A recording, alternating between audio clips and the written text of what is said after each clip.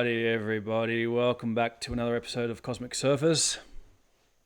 Well, big time in Australia right now, and I wanted to give it a few days for the dust to settle, so to speak. I needed to collect my own thoughts. Excuse my hair. It's obviously a high energetic time in Australia. And it's easy to be misled in times like this. High energy. First, I need to get some of the, preamble out of the way. It's obviously a tragic event for anyone that's involved or affected by it. Obviously, heartfelt condolences. It's very tragic. What I want to talk today about is this false flag event. Now, I can see how people would be reluctant to call it a false flag event, especially so soon afterwards. But for those who don't know, a false flag event doesn't mean that it didn't happen. There can still be deaths and all of that. The way that the media coverage has been done has had a particular effect. I'll get into it, but I have reviewed some people. I've watched Max Egan's take on it. I've watched Dale Holmes on it. I've been in a chat group with Natural Law Group in Australia. Thanks to those guys. So what I wanted to get into was first, one of the things that I mentioned in a previous video, and it's nothing new, is that Australia leads the way in tyranny. They roll things out here first.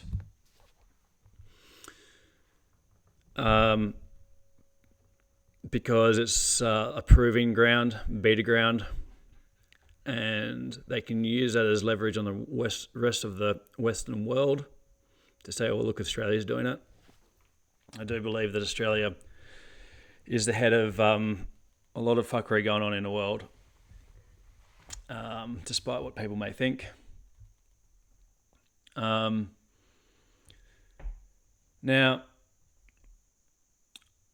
I used this event, and it's really the first time I've done this, and it's because I have been studying a lot of the mind control and kind of false flag events. I've been studying Mark Passio's work very deeply. I watched all of the coverage, and I haven't watched normal news in a long time. I watched all of the coverage to see what was being portrayed. Now, I'm a kind of a pattern recognition guy, like a lot of people are, soaking it all in. So what was the thing that and I'm by no means an expert in this. I went through a lot of data, and this is really my first time putting together like a mini presentation on this, and this is mostly other people's work. So I encourage you to check out some of the people that are in this presentation. Not a presentation, but, going through it. So the first thing that I picked up on was the recent, in the under 16 media ban in Australia, they were using the term first domino. And that really stuck out to me. And I was talking about it in the lead up to Bondi. As other people have mentioned, this is nothing new. I'm not trying to claim that I'm, psychically pulling this out of the ether or something. But I did notice that there was the first domino, languaging. They rushed the Prime Minister of Australia to get married And there were questions around why was he rushing to do that? Was it in preparation for some kind of event? Again, not speculating that that's what it was, but there was coverage about that. And then there were also previous events in Australia which were proven to be false flag events, where Israel was attempting to garner attention or propagandize, attacks on Jews and setting themselves up themselves. I believe there's one in May, if I'm not mistaken. So what was the thing that stuck out the most to me? And I'm not saying this is the most important, but what was the thing that stuck out most to me as I was diving into this? And you'll have to excuse me as I'm getting used to this software. So I've got to click around for each one. So what stuck out the most to me was blood on your hands. Now I'm not scapegoating anyone. I'm not calling anyone an actor. I'm not saying anything is wrong. Yeah, this guy was on camera saying that he was attending to critically injured or dying people that died. But the imagery that stuck out to me was blood on your hands. And this guy made sure to get on camera and hold his hand up there. Now, that could have just been a reaction. It could have, it could be nothing or whatever. But there was languaging everywhere, all through the Australian media, saying blood on your hands. The narrative, very conscious of the narrative control. There was a lot of narrative around because, the Prime Minister accepted, 2 states, Palestine and Israel, and that, he was not doing enough and not acting, and it was just empty words and all of that. And so there was this narrative of blood on your hands. That was the thing that stuck out the most to me.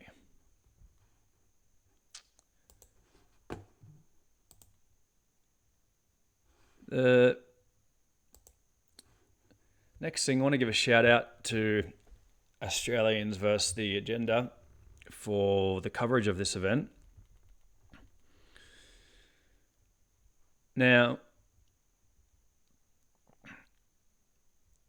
again, what I was saying was I don't follow normal news, so this was actually the first time in a long time that I've seen it. But what this guy did really well, he wasn't really saying much, but what he was doing was showing all of the coverage from all of the different channels. And so what you get in these events is you get someone of authority standing up there with all of the badges on for perceived authority. I know that's pretty normal. But if you kind of investigate, the symbology or the police or, all of that kind of stuff, there's like a long history there. And if you're into natural law, you'll know that there are no external authorities, and it's part of the dialectic. So this guy is here to reassure everyone that it's all going to be okay. He's got all of his badges there. He's cool, calm, and collected. He's highly trained to make to calm you down and make you feel like it's all going to be okay. And then the other thing that I noticed, if I can find it here, got the New South Wales Premier on there. Might not be able to find it. Let me see. Oh, this is the guy with all of the badges that I was thinking about. Just give me a second here. I might not be able to do it.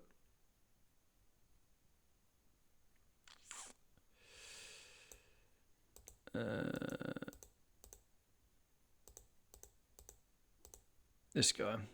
So then you have this guy. This guy is, you know, it's just some things I've noted. You know, it's just a guy. He's the ASIO, head of ASIO.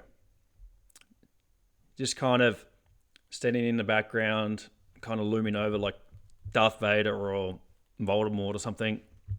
Just a little tidbit. That was one of the things that I noticed as well. And so you have these guys getting on stage, talking about finding an IED, explosive device in the boot of the car, a homemade ISIS flag. ISIS, of course, is created by Western intelligence agencies, but it's feeding into this dialectic of Jews versus Muslims and terrorism and fear. And so one of the things that they did in this press conference was they labeled it a terrorist event specifically because of the fact that it was done on a Jewish event. But the point of labeling it a terrorist event is so that they can bring in the Mossad, which we'll get into in a little bit. It's in one of these tabs. And to give them powers to increase powers of surveillance and to create a narrative that part of the reason why this happened was because of the lack of powers. So that's part of what's going on here. So then we get into this symbology. This lighting of this candle, part of the Jewish thing. Get into the next one. This is from the Charlie Kirk shooting. This is a video from Nuggets News. And so, yeah, I admittedly I'm not an expert in this, but the Hanukkah and the lighting of the candle, the first light, occult symbology. You can look that up. But that's obviously there with this, up on the Opera House, which is iconic in Australia. And it is, Bondi Beach in Australia is Australia's most famous beach. So it's designed for active, to get everyone, aroused. Not sexually, of course, but, in high fear. So this is one of the things I wanted to bring up. I don't know what this account is. It's done by AI, but I just wanted to show this for a take. The native controllers are desperate to stir up chaos in Australia, Europe, and America. These stage events are designed by the empire to divide the slaves of the world to fuel their auto-ab-KO model. Their agenda is to divide the slaves, especially amongst race-religious lines. They are trying their hardest to engineer public disorder as a pretext to solutions they have planned to be rolled out. And we will see that with some upcoming tabs here, because they were ready to go with them. This event will help push the agendas along with the slaves' backing. They love news stories involving violence and race. Slaves fighting slaves is what they want. its prime material and the perfect outcome for the narrative manipulation. Days after banning social media for under 16s and starting the process of criminalizing VPNs, we get an event at a world-renowned location for the whole world to see, bolstering the argument for them the week the criminal rights were intentionally brought back into the spotlight. And it may get into this, but it's also the 13-year anniversary of Sandy Hook. And I think it was maybe only a day off a shooting in a cafe in Sydney in previous years. The shills are out spreading narratives that ensure the public is divided and also dissuaded from questioning whether the establishment is behind it. The shills reinforce the inbuilt assumption that the slaves are the perpetrators and not the slave masters. Most people are shallow and unable to have deep thought and objective thinking. Mass shootings are Jesuit Masonic rituals. All slaughter is carried out by the ruling establishment. They orchestrate terror and then point fingers at particular groups. It's the oldest trick in the book. Islamist terrorism was invented by the empire. And apparently, according to Michael Tessarion, Islam was also created by Christians or by the Vatican. Fact checked me on that, but apparently that's what he said. It wasn't an Islamist terror group called Al-Qaeda that perpetrated 9/11. It was the establishment that owns and controls America. And then so it gets into some of this stuff. The shooting was staged inside Masonic pillars. 9/11. Oh no, this is I guess this is 9/11 now. Oh no, this is the Bondi event. Shooting was staged inside the Masonic pillars. Shooting was a bricklayer, mason. Lived in Bonnie Rig. Happened on 33 latitude. Exactly 13 years to the day of the Sandy Hook anniversary. When you think of Bondi, you think of sand. Sandy Hook, Sandy Beach. He also lived on Brown Road, and it was also the same weekend of the Brown University shooting. 201 is a number for ritual. When it shows up, it usually means psyops are happening.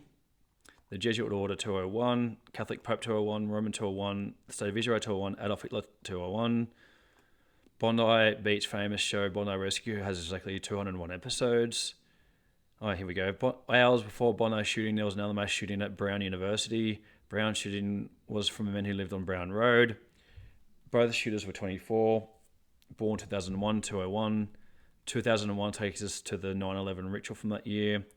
Bondi shooting was first reported at 1647 local time, 9/11. 647 is the 118th prime, Revelation 11:8, and their dead bodies shall lie in the street of the great city, which spiritually is called Sodom and Egypt, where the Lord was crucified. Attack was father and son, and father died. Father and son missing the Holy Spirit. Jesus, aka Society of Jesus, loved the Father and the Son symbolism. The beast that rises out of the sea. The attack was staged next to the sea, and many mainstream news outlets made sure to include multiple dead by the sea near articles. They also had some pairs of shoes on the beach afterwards, which apparently is part of that. Killed by the sea, by the Holy See. Same crisis act as October 7. Max Egan did point out that guy was claiming to be at, the typical. I didn't want to show it, but the typical actor with the he'd only moved to Australia 2 weeks before, and he was at October 7. So he was like at October 7, but there was a photo that Max Egan had where he was in a bunker 100 kilometres away. 88 on the license plates. Australia, 237 years and 322 days old. 322, Order of the Skull and Bones, Order of Death. Netanyahu rolled out the cameras to give the tied Western governments must take action on anti-Semitism speech. Anti-Semitism is designed by the inbred empire to bring in speech restrictions and the Zionist agenda. Nazis are orchestrated to make it sure it all advances. If you think that sounds crazy, it's because you don't know what goes on in this world and how these reverse psychological and Hegelian philosophy, Hegelian dialectic. The masses will believe it all. The empire is coming for all of us slaves. Speak for yourself. But yeah, I get it. Jews, Christians, Muslims, pagans alike. So that was, I wanted to read that. It may or may not be all entirely true, but there's a lot going on there. I'm just presenting all of the information that I've found along the way that I feel like is relevant. You make up your own mind. I waited a few days to settle within myself before doing this video, and I also didn't want to be, I also needed to be in integrity myself because I knew that there would be a lot of, SEO, traffic, based on all of that, and I just wanted to catch myself in terms of any intentions of anything to do with that. Just wanted to sit and see what showed up. Okay, so, and then because it is a terrorist event, Mossad has officially joined the investigation today to assist Australian authorities following the terrorist attacks. The agency will examine who carried out the attack, whether anyone directed or supported the attackers, and if it was a lone wolf operation. Mossad will also focus on determining whether Iran or Hezbollah had anything to do with the attack. Nothing to do with Iran. So, what do you think they are going to find when they are in control of the investigation? Are they going to scrub the evidence? Are they going to, like they have previously, are they going to find whatever they always wanted to find? It's very suspicious. And I know you could argue, okay, well, it's a Jewish thing, Mossad, blah, blah, blah.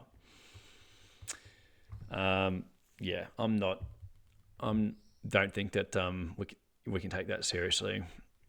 We can take it seriously, but, we know what they're going to find. They've already got that figured out in advance. All right. So I didn't really, we'll get into some more of the actual events, but as always with all of these events, you can't truly know all of the details. But what we can do is to see what is rolled out in the immediate after effect. And so this problem, reaction, solution. People like David Icke have popularized over the years. And that's one of the primary reasons why I was looking at all of the stuff coming out in the immediate aftermath.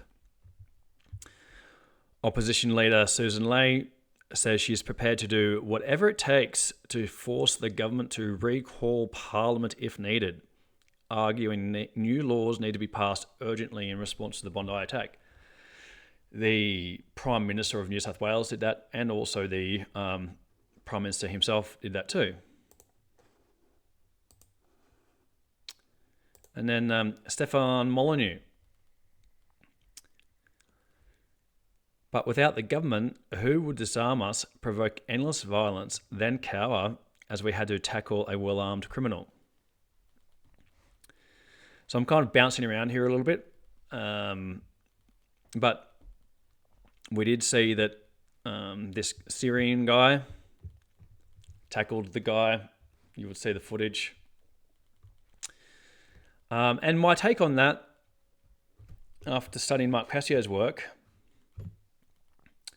is that he didn't go far enough. I would never have said this before. It sounds a bit extreme. But maybe the gun wasn't loaded. He did very well, showed courage. Also ended up getting shot 3 or 4 times for not finishing the job. But also, you can see that how they would have been feared, because in Australia, you would run the risk of being shot yourself by, the police or whatever. Okay, so let's keep moving on. But I actually did want to spend a bit more time on this. We covered recently with the Port Arthur shooting, the disarming of Australia. And so you have a public event and no one is armed and no one can do anything about it. Only the bad guys have got the guns. They've got 6 guns legally. And apparently after they were known to ASIO. For those that don't know, I guess ASIO is like our CIA or FBI or whatever, intelligence.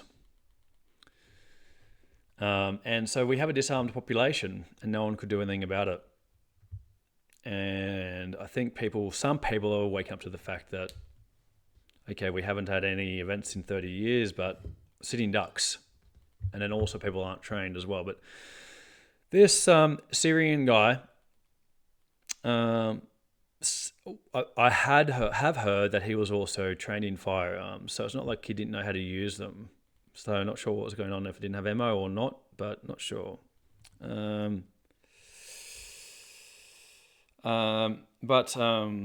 Yeah, he was trained in law enforcement or something to that effect in Syria.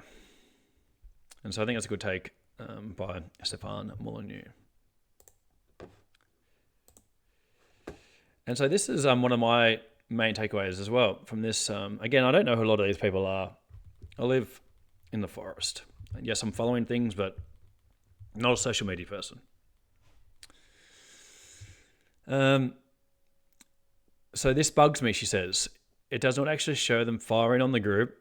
No video I've seen includes both the shooters and the group being fired upon. In this footage, it actually seems to purposely stop short of capturing the whole scene. So I'm not sure if I've got the tab up, but you have someone shooting and people just standing there and not being hit. And there are claims that potentially, and again, I am not claiming to have all of the facts or the evidence here. I'm not claiming to be right. I'm just taking through different possibilities and all of that. But it looks like there's smoke coming out of the gun at some point. So it's like, what are they firing? Or what kind of weapons? There are people getting shot at that are just standing there and not being hit. And that seems strange. So were they doing something else and then the actual deaths were coming from some other operation? And then all of the footage being shown was not of people actually being shot. So to me that seems suspicious. Why don't we have with all of the apartments across the road and drones and all of that, and you also see in the footage, I think we'll get into this as well, but the police station's only 100 meters away and it took at least 11 minutes. A couple of cops cars drove past and didn't stop. But yeah, the capturing the whole scene. And then that bridge is also symbolic. Also, the Prime Minister apparently had something to do with building it as well. So there's that. All right. So what's the next one here? Okay. So now we've got the same guy again. This is a later post that he had. It's crazy to me how people think the Bondi incident was a genuine act of Islamic terrorism carried out by Muslims and not a false flag orchestrated by the empire, slave masters that purposely created both Israel and Islamic terrorism. And on that, I haven't seen any evidence of this flag. They've just told us that they found one.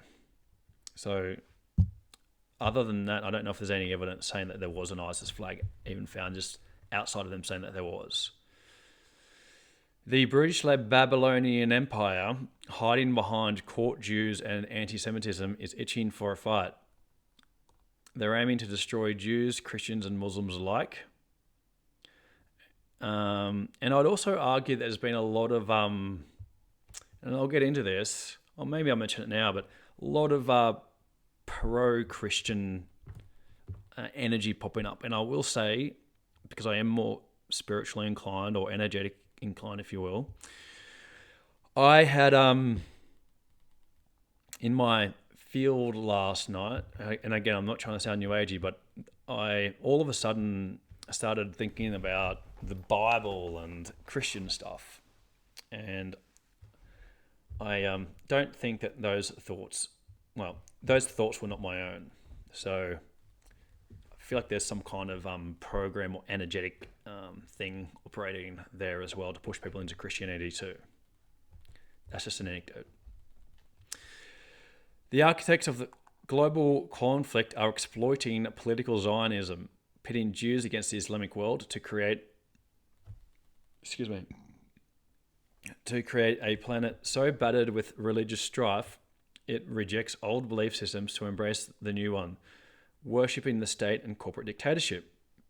The GovCorp technate or technocracy or transhumanism, this kind of stuff. Political activists who take everything at face value and miss the bird's eye view, field slaves, are easily manipulated into radicalization and picking sides, trapping themselves in the empire's web of dialectical fuckery. These slave masters know this, feed on these radicals with the help of their loyal house slaves. The truth is, the most extreme political dissidents that attach their identity to a specific cause are always those who are in the most personal turmoil and struggling in life. You won't radicalize if you're crushing goals, building success, cultivating networks, pursuing purpose, seizing opportunities, and thriving. It's always the struggling ones. It's their cope, a crutch for the disgruntled, and the empire exploits it.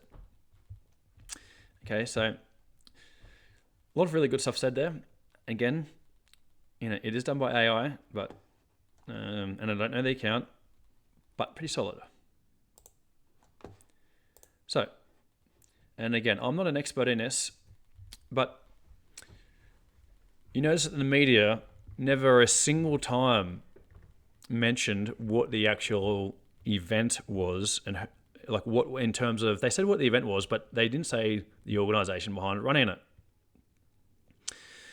And the organization running it is this, and again, I'll put my hand up and say I'm not an expert. I'm pretty ignorant on the deeper levels of this. I'm friends with, I'm around people that are very well traversed in this field, but it's not one of the field. Like, I get great sources of information, and at the same time, it's not. I don't have that direct wisdom myself. I'll put my hand up and say that. Okay, I don't know who this guy is, but this is what I found. Shabbat is a genocidal ultra-Zionist cult. It has been taking a direct. This is who put the event on. It has been taking a direct role in the genocide in Gaza. Shin Bet says it is essential to the so-called Hilltop Youth and involved in most price tag attacks on Palestinians in the West Bank. Its key religious book, the Tanya, says non-Jews have animal souls. One of its followers wrote the King's Torah, which says it is legitimate to kill Palestinian children and even babies if they might grow up to threaten Jews. They should not be allowed in the UAE. In fact, the whole organization should be closed down. It has some 5,000 branches worldwide, including more than 150 in the UK. They spend their time indoctrinating the vulnerable and believing in genocide. Okay? That's for some background information on the event.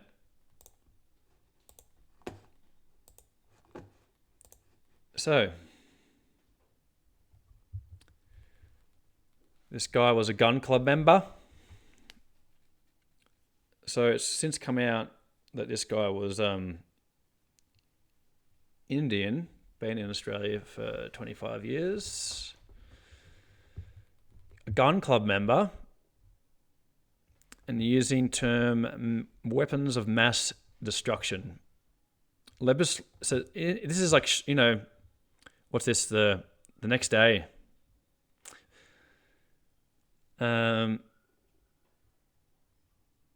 New South Wales Premier Chris Minns says legislation will be tabled to make it harder for people to access weapons of mass destruction.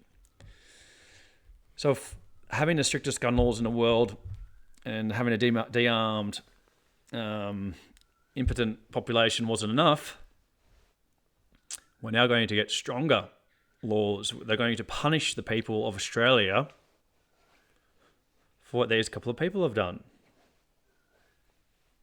because they can use these terrorism powers, they can use the event and the fear, and they can make it look like they are doing something about it, which is pretty. So what I'm looking for. This is what happens in false flag operations. Problem, reaction, solution. And so this guy had 6 weapons. They were licensed. Apparently he was known to ASIO. So then the question is, well, how can you be known by ASIO and still have 6 weapons? They say that he travelled to the Philippines and he got military training on an Indian passport. Was the passport real? Is the whole driver's licensing that they found a plant? We have all of these questions. So, back to the E-Safety Commissioner that is in Australia. This is what's in control of.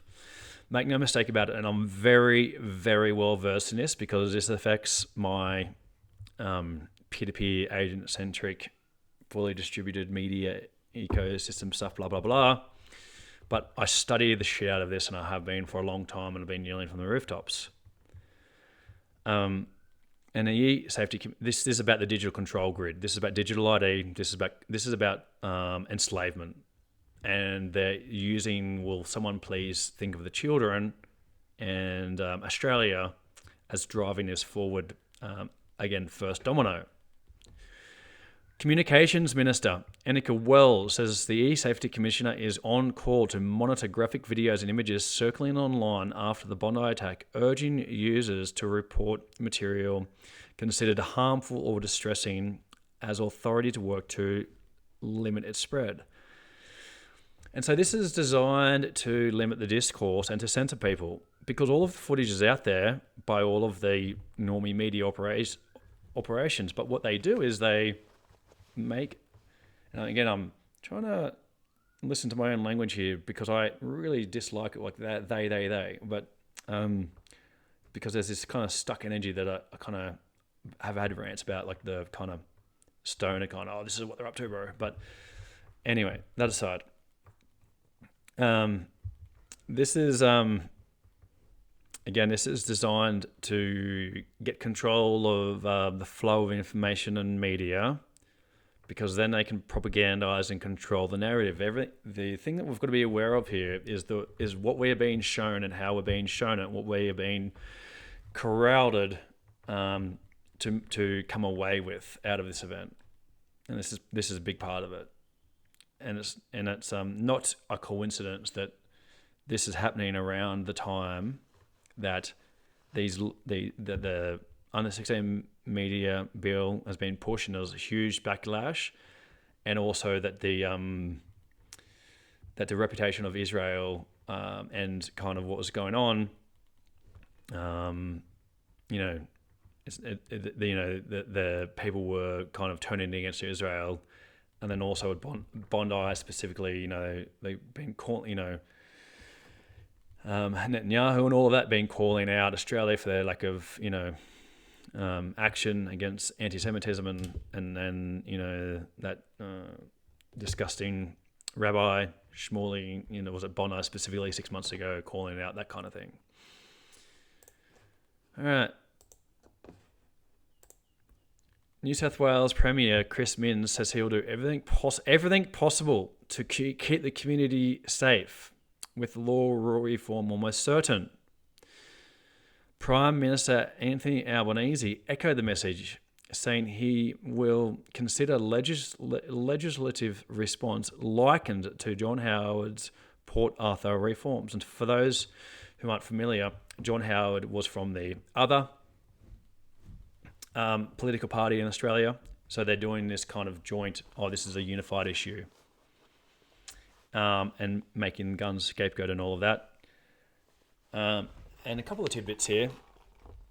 First tidbit, which I've always mentioned, that John Howard, who some people, maybe even the majority, but a lot of people believe that he was one of Australia's ever greatest prime ministers, sold off all of the assets, also gave a character reference to one of the worst pedophile priests in Australian history.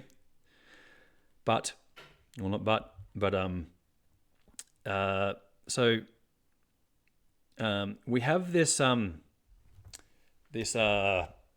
keeping people safe. So the party that's currently in power in Australia is the left, the woke left, and so that's why you have this, a lot of the, and they're recognizing the two-state solution, Palestine, all of that.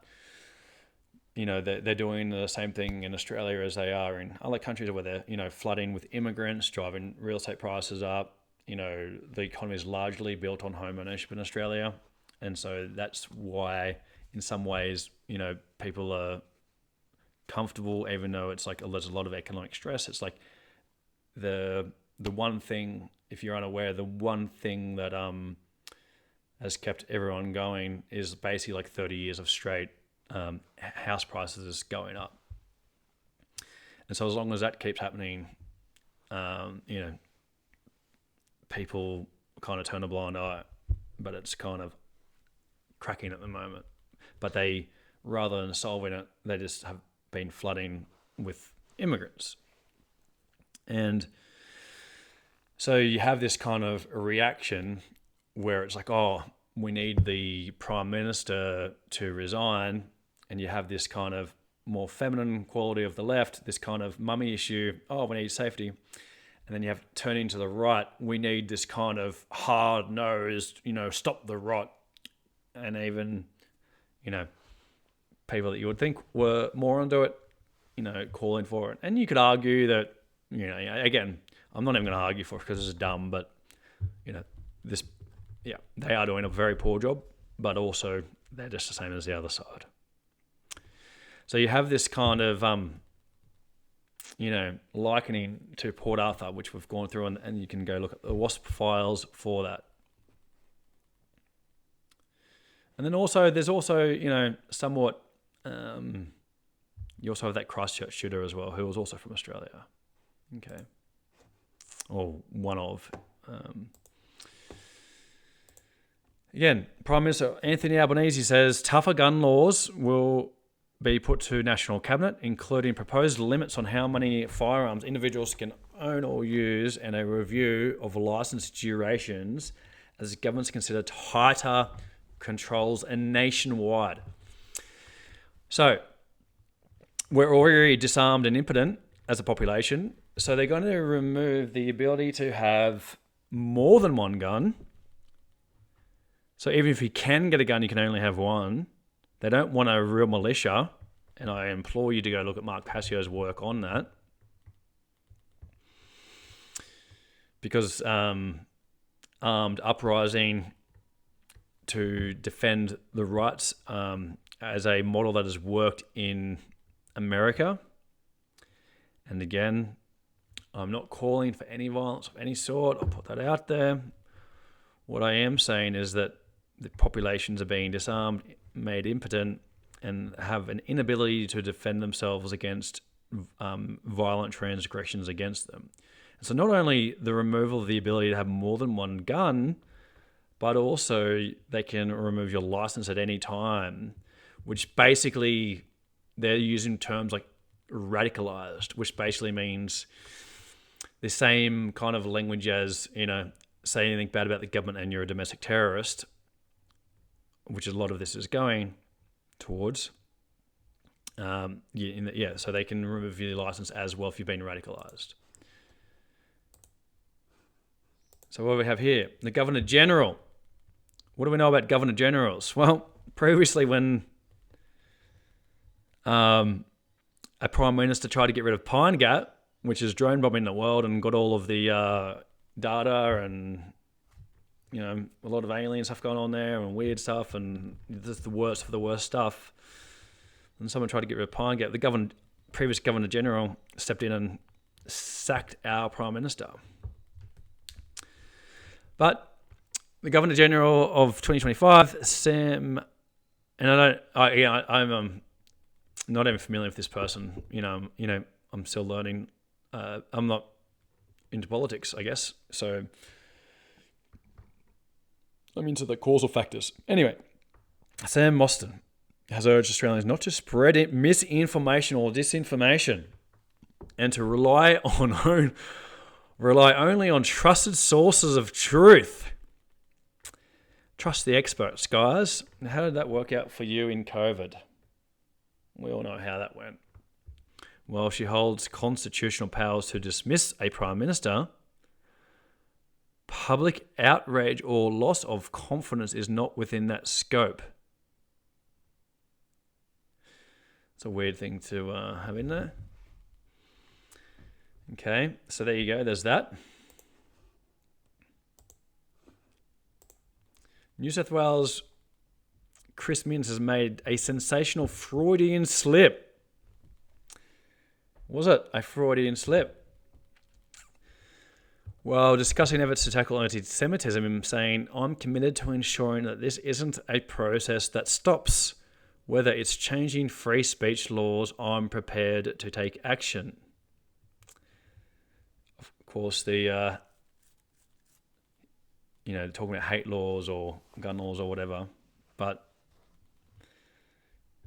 yeah, was it on his mind because he was just having conversations about it?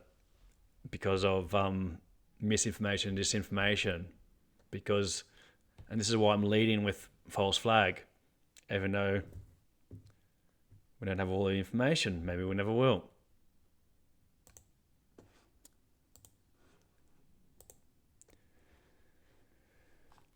And Sky News was really pushing for this Israel stuff. And, we've even got a rise of another political party, which is, controlled third party. Politics always is, but even they are pro-Israel. And, did notice that both the Prime Minister and this Home Affairs Minister happened to not be in the around. This guy here was in New Zealand at the time. Home Affairs, well, he's also responsible, my understanding is he's responsible for the flooding of Australia for the immigrants. And also, I'm not sure if it was the Prime Minister or not, but I'm pretty sure he said that some of these previous events were staged by Israel himself. So maybe that's why part of the targeting. Home Affairs Minister Tony Burke was just heckled at the Bondi Junction Memorial with mourners shouting, "You have blood on your hands and shame on you." And so what does shame do?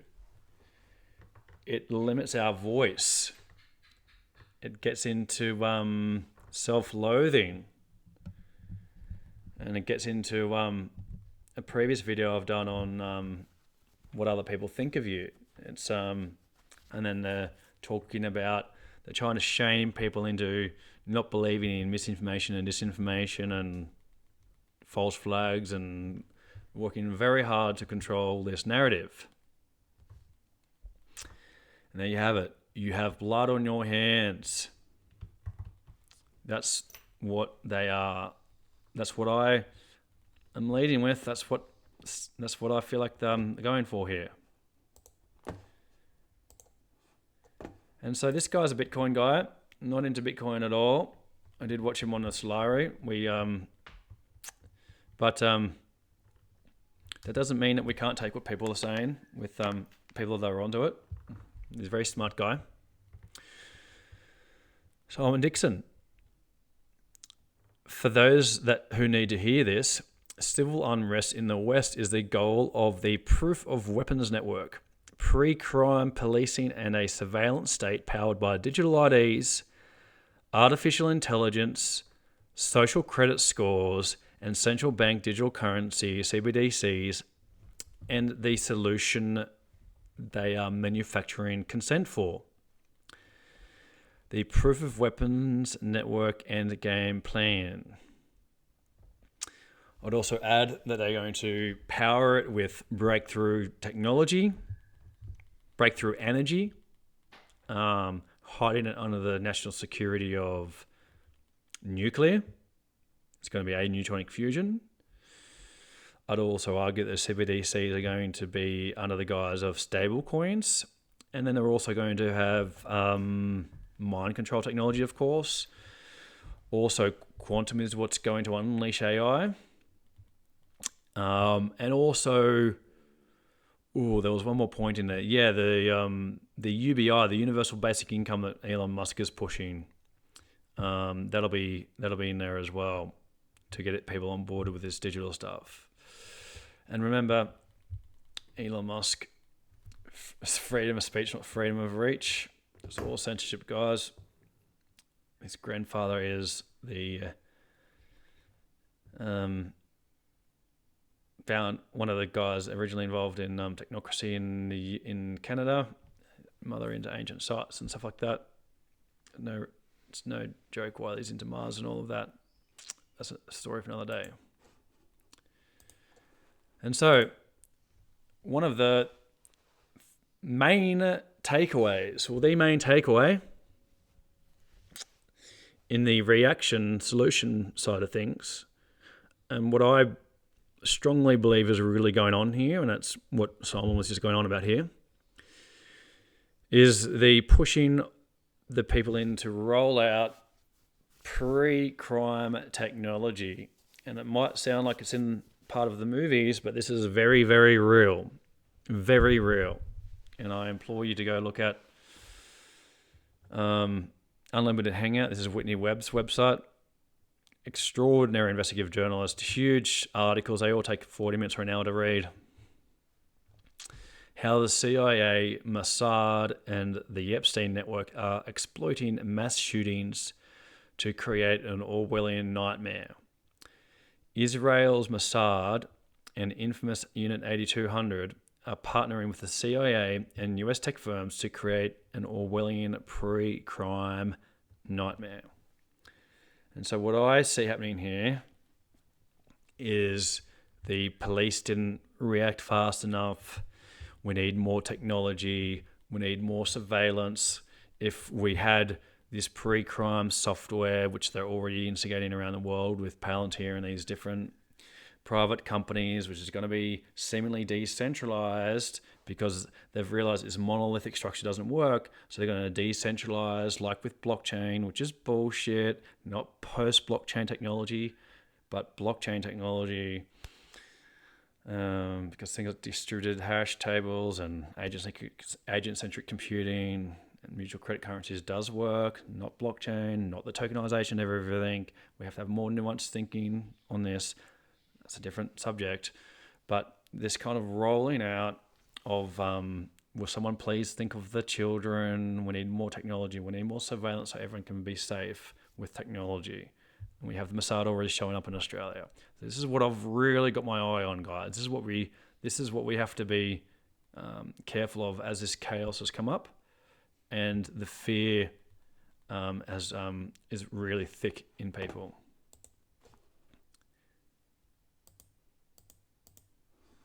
All right, and so that's what I wanted to finish today's episode with.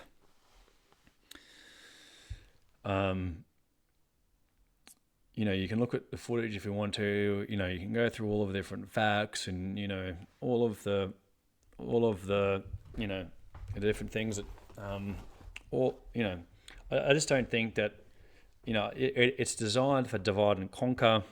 It's designed to rise tensions, to get people on these particular dates. There's energetic harvesting going on. There's thought implants going on. The stroking of their fears, the Muslim and the Christian thing, like everyone should become a Christian now kind of stuff, or it's always the Muslims, it's always Islamic terrorists, even though it's, ISIS is created by the Western intelligence agencies. These are all, it's not kind of this kind of conspiratainment. This is not trying to find coincidences or, whatever it is. You can come to your own conclusions. But this has got all of the hallmarks as a false flag information, and I'm going to go on the record as saying that. And again, I'm not taking away anything from people who've been harmed by this. It's very tragic. I am, a sensitive person myself. I do care about the people that have been killed. but I'm not interested at all in, and also I do not believe it's all the Jews. I do believe that it's there's levels beyond that, and even they themselves being used as pawns or actors or however you want to frame it. This is not, it's the Jews, or it's Zionism, or not. It's not just that. It's part of the picture. Okay. So that's what I have to share for now.